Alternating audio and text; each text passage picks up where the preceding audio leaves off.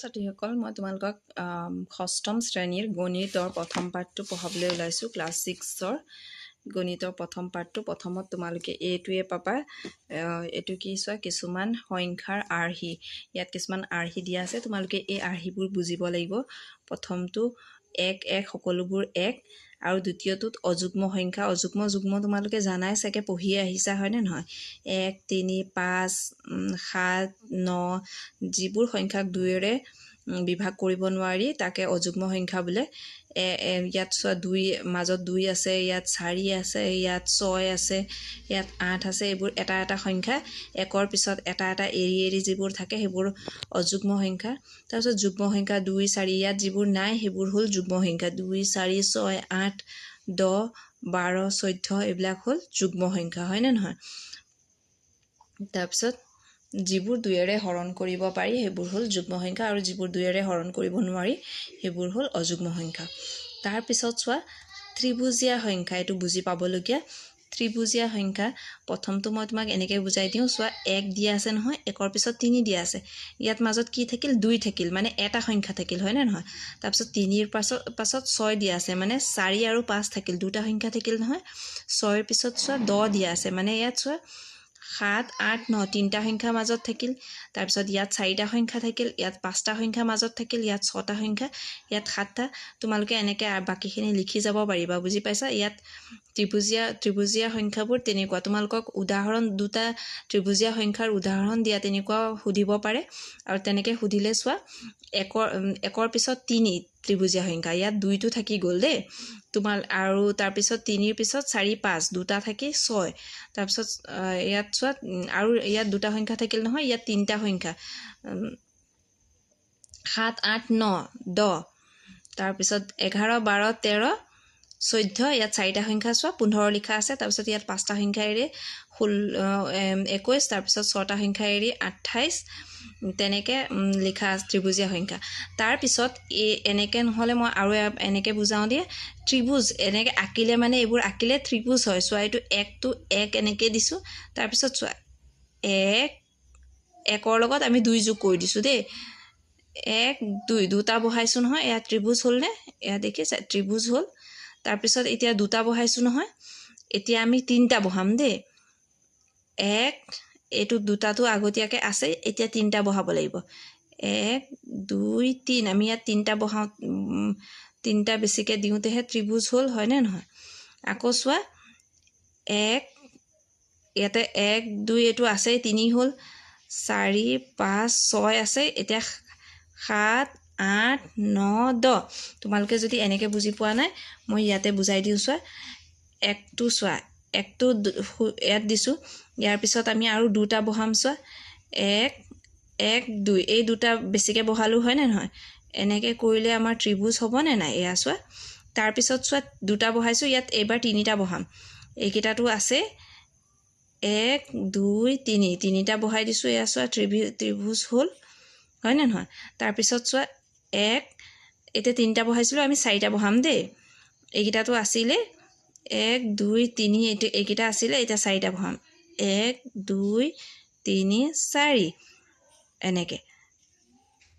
এয়া বুজি পাইছা এনেকৈ চোৱা ইয়াত এটা অকলে তাৰপিছত ইয়াত 3টা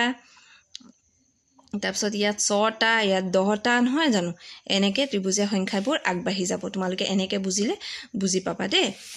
তাৰপিছত ত্ৰিভুজীয় সংখ্যা হৈ গ'ল তাৰপিছত বৰ্গ সংখ্যা বুজি পোৱা 1 4 9 মানে কি হয়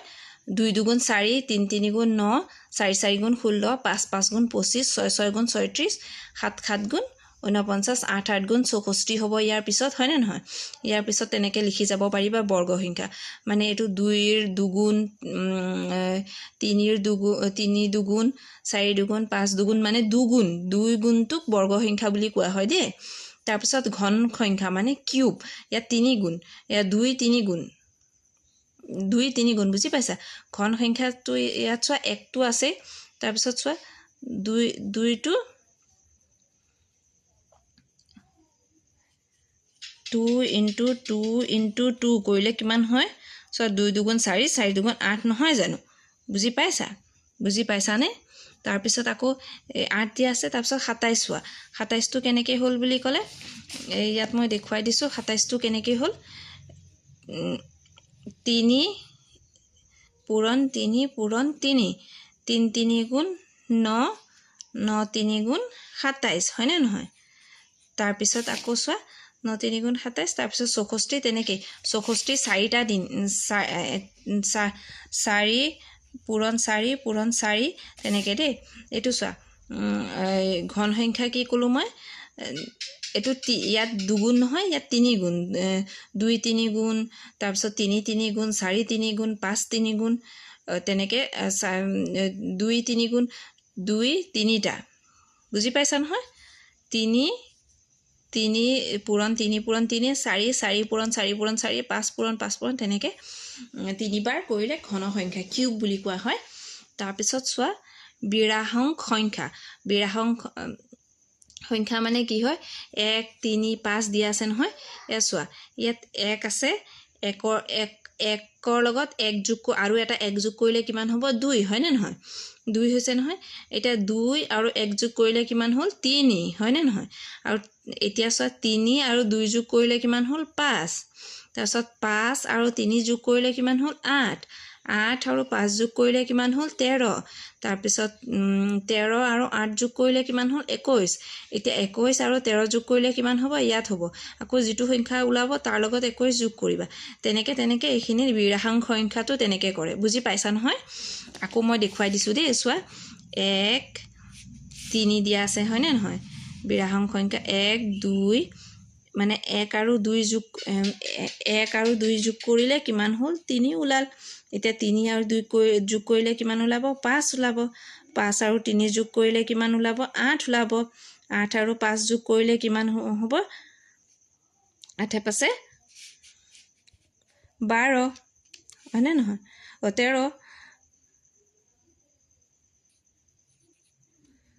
তেনেকৈ তোমালোকে কৰি গ'লেই হ'ল বিৰাহাং সংখ্যা বুজি পাইছা তাৰপিছত 2ৰ ঘাতটো বুজি পাবাই চাগে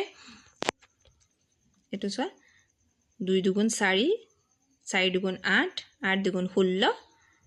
16 দুগুণ 32 32 দুগুণ তেনেকৈ কৰি গ'লেই হ'ল 2ৰ ঘাতটো বুজি পাইছা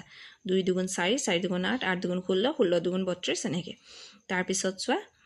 3ৰ ঘাত তেনেকৈ 3 গুণ 3 3 3 গুণ 9 তেনেকৈ কৰি গ'লেই এই 3ৰ ঘাত 2ৰ ঘাত যেনেকৈ কৰিছা তেনেকৈ কৰি গ'লেই হ'ল এইখিনি বুজি পাইছা নহয়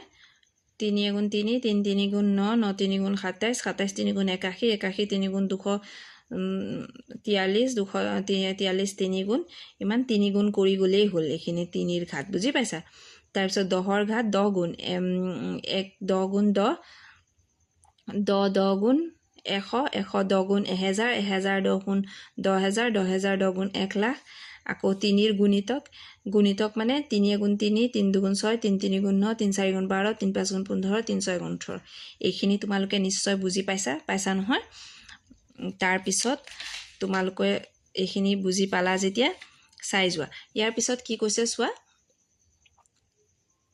1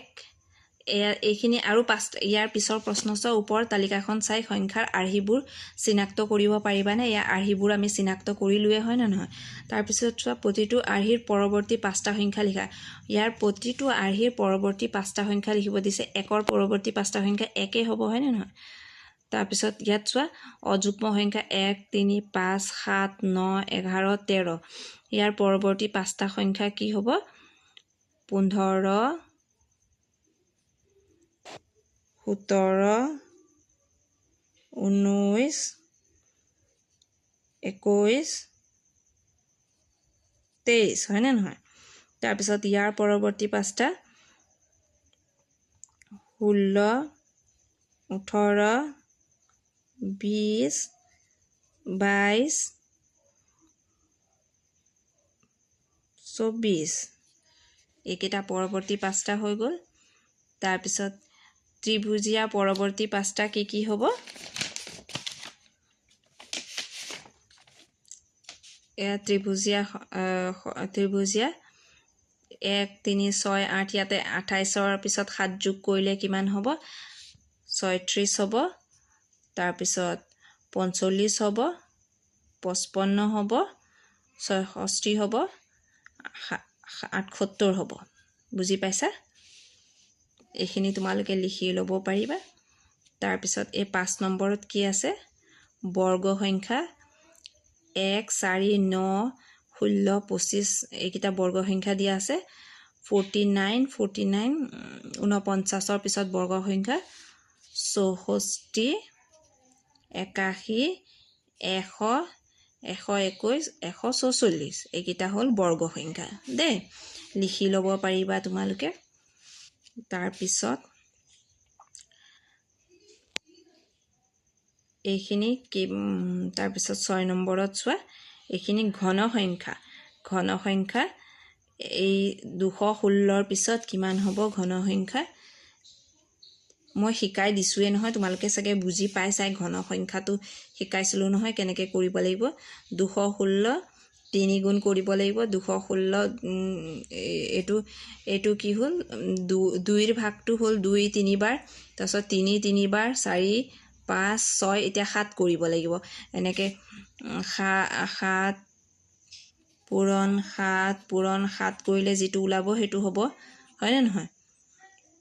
7 পূৰণ কৰিলে এয়া ওলাব 347। তাৰপিছত 508 কৰিলে 512, 9 কৰিলে 729, তাৰপিছত 10 কৰিলে 1000, তাৰপিছত 11 কৰিলে 1331। তাৰপিছত আহিলে 7 নম্বৰ, এইটো চোৱা বিহাৰং সংখ্যা। ইয়াৰ পিছৰটো 21ৰ লগত 13ৰ লগত 21 যোগ কৰিলে কিমান আহিব? ইয়াত 34 আহিব। তাৰপিছত 34ৰ লগত 21 যোগ কৰিলে কিমান আহিব? 4 1 5, 3 2 5, 55। তাৰপিছত আহিব 89, তাৰপিছত 144, 233 এইকেইটা 5টা লিখিবলৈ দিছে নহয়, এইখিনি লিখিলেই হ'ল। তাৰপিছত 2ৰ ঘাতটো লিখিব লাগিব 8 নম্বৰৰ। এইটো 8 নম্বৰটো 32 পূৰণ 2 কৰিলে 64 হ'ব, 128 হ'ব। তাৰপিছত 64ৰ লগত 2 পূৰণ কৰিলে, তাৰপিছত 128ৰ 2 পূৰণ কৰিলে 256, তাৰপিছত 512, তাৰপিছত 1024 এইখিনি হ'ব 8। 9 নম্বৰ 3ৰ ঘাতক হ'ল এইখিনি 3 3 গুণ 9, 9 3 গুণ 27, 27 3 গুণ 81, 81 3 গুণ 243, 243 3 গুণ 729, তাৰপিছত 729 3 গুণ 2188। এইখিনি তোমালোকে নিজে ইয়াত 3 গুণ কৰা আছে, এইখিনি লিখি ল'ব পাৰিবা দেই। তাৰ পিছৰখিনি চোৱা, পিছৰ 10 নম্বৰৰ 1 10 গুণ 10, ইয়াত 10 পূৰণ কৰি গ'লেই হ'ল।